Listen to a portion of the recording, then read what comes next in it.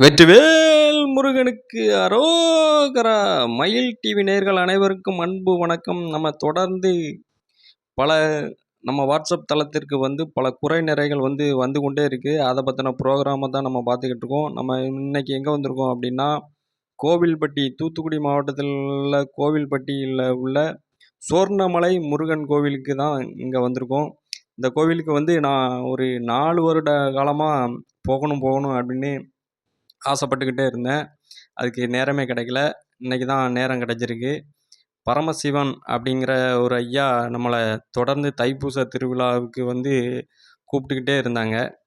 அவங்க கூப்பிட்டு ஒரு 4 வருஷமாக ஆச்சு. ஆனால் 4 வருஷமும் நம்மளால் போக முடியல. இன்றைக்கி தான் அதுக்கு வாய்ப்பு கிடச்சிருக்கு. அது இந்த கோயிலுக்கு நம்ம முருகனை பக்தி பரவசத்தோடு எல்லாம் தமிழ்நாட்டில் உள்ள எல்லா கோயிலுக்குமே சுற்றி பார்த்து கும்பிட்டுக்கிட்டு இருக்கோம்.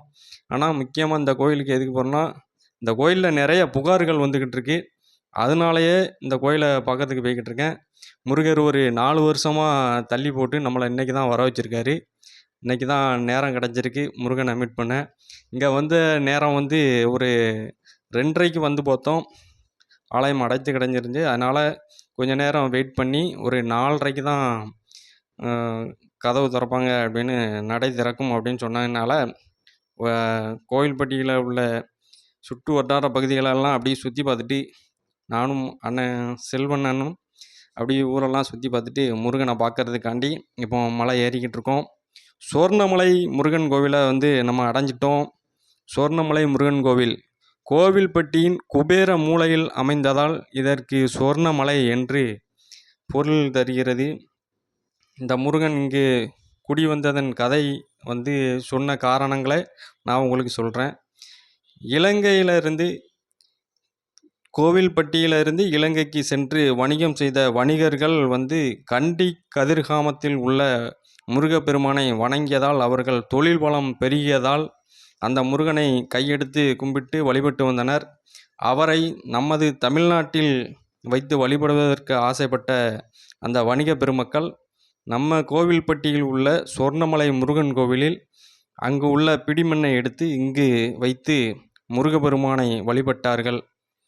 சொர்ணமலை கதிரேசன் திருக்கோவில் அப்படின்னு பெயர் பெற்றிருக்கு. இங்கே முருகப்பெருமானின் கையில் உள்ள சக்தி வேலே இங்கு முருகப்பெருமானாக அனைத்து பக்தர்களுக்கும் காட்சி தந்து கொண்டிருக்கிறது.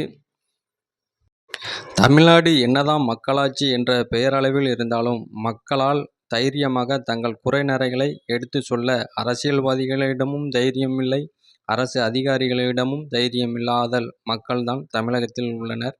ஆனால் தங்களுக்கு உள்ள ஓட்டுரிமையை சரியாக செய்ய அவர்கள் தவறுவதால், தவறான மனிதர்களை தேர்ந்தெடுப்பதால் நடக்கும் நடவடிக்கைகளை முன்வைக்க அவர்களுக்கு தைரியமில்லை. இந்த கோவிலுக்குள் நான் செல்வதற்கு முன்னால் இந்து அறநிலைத்துறைக்கும் சேகர்பாபுவிற்கும் மிகப்பெரிய கண்டனத்தை தெரிவித்து கொண்டு உள்ளே செல்கின்றேன். இந்த கோவில் உள்ளே புகைப்படம் வீடியோ எடுக்க தடை செய்யப்பட்டிருந்தாலும் வெளிப்புறங்களை நான் காட்டியிருக்கின்றேன். ஆனால் மிகப்பெரிய கண்டனத்தை தெரிவித்து உள்ளே நுழைந்து என் அப்பன் முருகனை வேண்டுகின்றேன். கோவில் உள்ளே நுழைந்ததுமே சுத்தம் சுகாதாரம் எதுவுமே கிடையாது. கோவிலை சுற்றி ஒரே அசுத்தம், குப்பைகள். கோவில் சுவர் முழுவதும் பூச்சிக்கூடு, நூலாம்படை இதுகள் படிந்து காணப்படுகிறது. சுமார் 20 ஆண்டுகள் ஆகிறதாம் இந்த கோயிலுக்கு கும்பாபிஷேகம் அமைத்து. நமக்கு வந்த புகாரின் அடிப்படையில் இந்த கோயிலில் குடிநீர் வசதியோ இல்லை கைகால் முகம் கழுவுவதற்கு தேவைப்படும் தண்ணீரோ எதுவுமே இங்கே கிடையாது. மக்கள் வந்தால் குடிக்கிறதுக்கு ஒரு தண்ணீர் ஏற்பாடு கூட பண்ணி வைக்காமல் வச்சுருக்காங்க இந்த கோயிலில். இரவு நேரங்களில் மின் விளக்குகள் அதிகமாக இல்லை.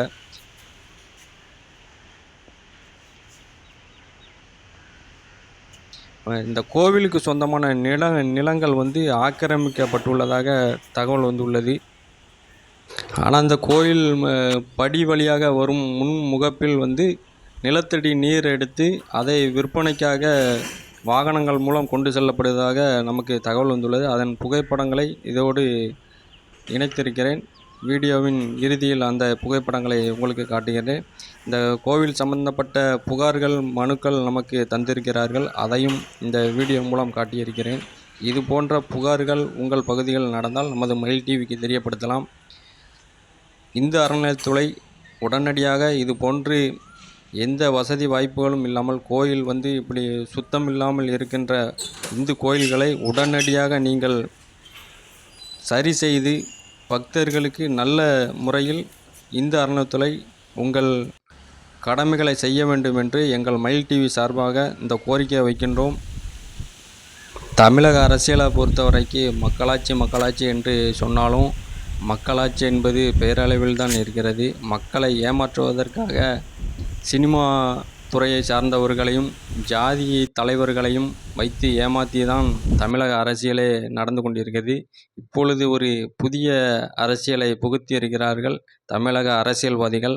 அதுதான் நம் முருகப்பெருமானை வைத்து ஒரு புதிய அரசியலை கண்டுபிடித்திருக்கார்கள். ஆளாளுக்கு ஒவ்வொருத்தர் எங்கே முருகர்னு சொல்லிக்கிட்டு இருக்காங்க. அந்த மாநாடு போகிற முருக பக்தர்கள் நல்லவர்களாம், இந்த மாநாட்டுக்கு வர்றவர்கள் கெட்டவர்கள் அப்படின்னு ஒரு ஜாடமாடையாக பேசுகிறது. முருகன் யார், தமிழ் கடவுளா இல்லை இந்து மத கடவுளா அப்படின்னு ஒரு பிரிவினை போய்கிட்டு இருக்கு. இப்படி போய்கிட்டு இருக்கிற தமிழகத்தில் மக்கள் சிந்தித்து செயல்பட வேண்டும். முருகன் கோயிலுக்கு செல்வது பெரிதல்ல, நீங்கள் வழங்கும் காணிக்கைகள் முருகனுக்கு செலவிடப்படுகிறதா? இந்த பார்த்தீங்களா, இந்த கோயிலில் நீங்கள் என்ன தான் உண்டியல் போட்டாலும் ஒரு சுண்ணாம்பு அடிக்கிற ஒரு கோபுரத்துக்கு வர்ணம் பூசாமல் கிடக்கு. நீங்கள் காசு போடுறதுக்கு முன்னாடி இதை சொல்லிவிட்டு போடுங்க. இல்லை உங்கள் கோரிக்கையை வந்து சீட்டாக எழுதி அந்த உண்டியலில் போடுங்க, காசை போடாதீங்க. நம்ம இந்து அறநிலையத்துறைக்கு வந்து கவர்மெண்ட்டு காசு நிதி ஒதுக்குதுன்னா அவங்க அதை செய்வாங்க. நீங்கள் வீணாக காசை உங்கள் காசை வம்பா தேவையில்லாத இதுக்கு தான் செலவழிக்கிங்க. இல்லை உங்களால் முடிஞ்சால் அந்த கோயிலுக்கு எவ்வளோ பெரிய விஐபி பணக்காரங்கள்லாம் வந்து போயிருப்பீங்க, இந்த கோயிலை பார்த்துருப்பீங்க. ஆனால் இந்த இப்படி கிடக்கு கோயில், அதை சரி செய்யணும்னு நீங்களாவது ஒரு முடிவெடுத்து ஒரு நல்ல முறையில் ரெடி பண்ணலாம். தவறு செய்பவர்களை விட அதை வேடிக்கை பார்த்து கொண்டு அதை ஏனென்று கேள்வி கேட்காமல் இருப்பவனே நாட்டிற்கு மிகப்பெரிய எதிரி அப்படின்னு ஒரு மனிதர் சொல்லியிருக்காரு. இத்தோட இந்த நிகழ்ச்சியை முடிச்சுக்கிறேன். இது போன்ற தவறுகள் எங்கு நடந்தாலும் சுட்டி காட்டுவதற்கு நமது மயில் டிவியை தொடர்பு கொள்ளலாம். மேலும் உங்கள் பகுதிகளில் நடக்கும் குறை நிறைகளை நமது மயில் டிவிக்கு தெரியப்படுத்தலாம். நன்றி, வணக்கம்.